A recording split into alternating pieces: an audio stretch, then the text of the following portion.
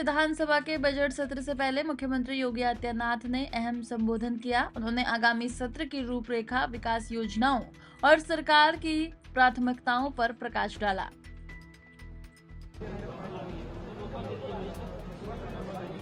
आज से महत्वपूर्ण सत्र बजट सत्र प्रारंभ होने जा रहा है।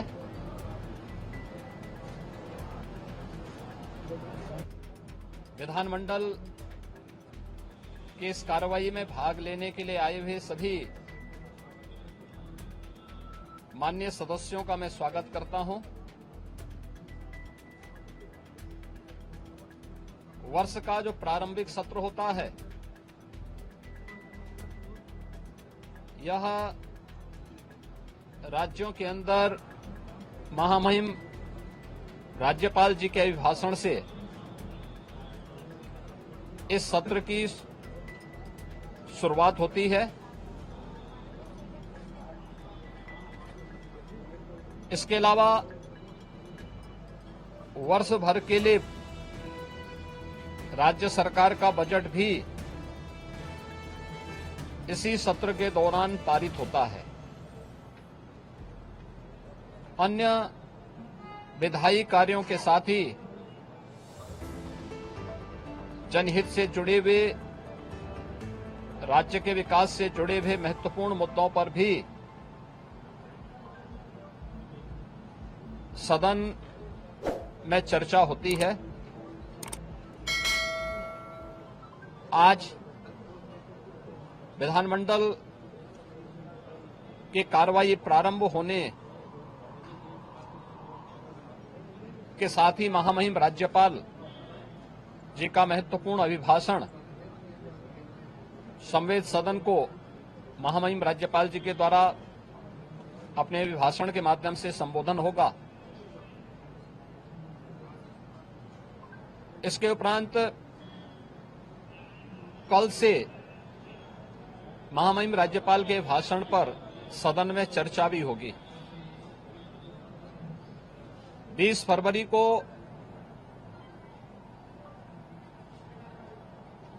वर्ष 2025-26 का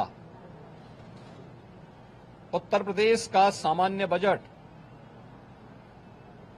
सदन में प्रस्तुत होगा। सदन 18 फरवरी से लेकर 5 मार्च तक के लिए प्रस्तावित किया गया है। उत्तर प्रदेश के इतिहास में ऐसे बहुत कम क्षण आए हैं जब इतने लंबे समय के लिए सदन आहूत किया गया हो, लेकिन सदन की कार्रवाई सुचारू रूप से संपन्न हो, यह केवल सत्ता पक्ष का ही दायित्व नहीं होता है, बल्कि विपक्ष का भी उतना ही महत्वपूर्ण दायित्व बनता है। सदन चर्चा परिचर्चा का एक मंच बने। उत्तर प्रदेश के विकास को लेकर के डबल इंजन की भारतीय जनता पार्टी की सरकार ने पिछले लगभग 8 वर्ष के अंदर जो प्रतिमान स्थापित किए हैं वह अभूतपूर्व है। उसकी झलक अभिभाषण के माध्यम से भी और सदन के अंदर चर्चा परिचर्चा के माध्यम से भी देखने को मिलता है। उत्तर प्रदेश के परसेप्शन में आए हुए व्यापक बदलाव देश और दुनिया के द्वारा उत्तर प्रदेश को आकर्षण का केंद्र मानते हुए जो वर्तमान में स्थितियां दिखती हैं, स्वाभाविक रूप से हताश और निराश विपक्ष इन मुद्दों पे चर्चा करने से भागने का प्रयास करता है, सदन की कार्रवाई में बाधा पैदा करने का प्रयास करता है। विपक्ष अगर सार्थक चर्चा को आगे बढ़ाने में मदद करेगी तो मेरा अनुमान है कि यह एक बहुत अच्छा सत्र, बजट सत्र हो सकता है, जिसमें अगले 5 मार्च तक चलने वाली सदन की कार्रवाई को न केवल महामहिम राज्यपाल जी के भाषण पर चर्चा करने और सभी सदस्यों को अपनी बात को रखने का, बल्कि सामान्य बजट और अनुदान मांगों पर भी चर्चा के साथ ही विधायी कार्यों को संपन्न करने के साथ साथ अन्य महत्वपूर्ण मुद्दों पर भी, जनहित से जुड़े हुए महत्वपूर्ण मुद्दों पर भी प्रभावी चर्चा का एक मंच सदन बन सकता है और माननीय सदस्यों को अपनी बात को प्रभावी ढंग से रखने का एक अवसर भी प्राप्त होगा। हम उम्मीद करते हैं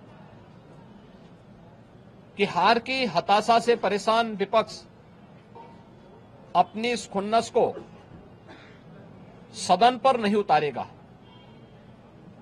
सदन की कार्रवाई को सुचारू रूप से संचालन करने में एक सकारात्मक योगदान की हम अपेक्षा करते हैं और मैं सरकार की तरफ से आश्वस्त करता हूं कि जिस भी मुद्दे पर,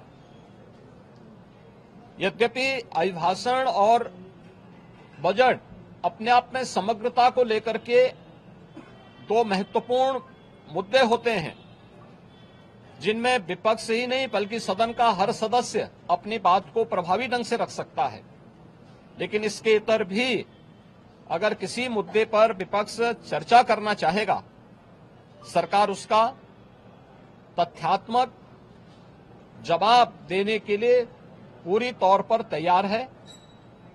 लेकिन हम चाहते हैं कि एक सार्थक चर्चा का मंच सदन बनने चाहिए। आरोप प्रत्यारोप या फिर असंसदीय आचरण से इस समस्या का समाधान नहीं हो सकता है और मैं उम्मीद करता हूं कि महामहिम राज्यपाल के भाषण से उस सुदृढ़ और मर्यादित संसदीय आचरण की शुरुआत हम लोग विपक्ष के अंदर देखने का प्रयास करेंगे। उम्मीद करते हैं कि उस प्रकार का आचरण सभी माननीय सदस्यगण और खासतौर पर विपक्षी सदस्यगण सदन में दिखाएंगे, जिससे लोकतांत्रिक मूल्यों के प्रति आम जन की आस्था को और सुदृढ़ करने में मदद मिलेगी। मैं एक बार फिर से बजट सत्र के शुभारंभ के अवसर पर आज उत्तर प्रदेश विधानमंडल की जो कार्रवाई प्रारंभ होने जा रही है कुछ ही देर में, इसमें भाग लेने के लिए आए हुए सभी माननीय सदस्यों का हृदय से स्वागत करता हूं।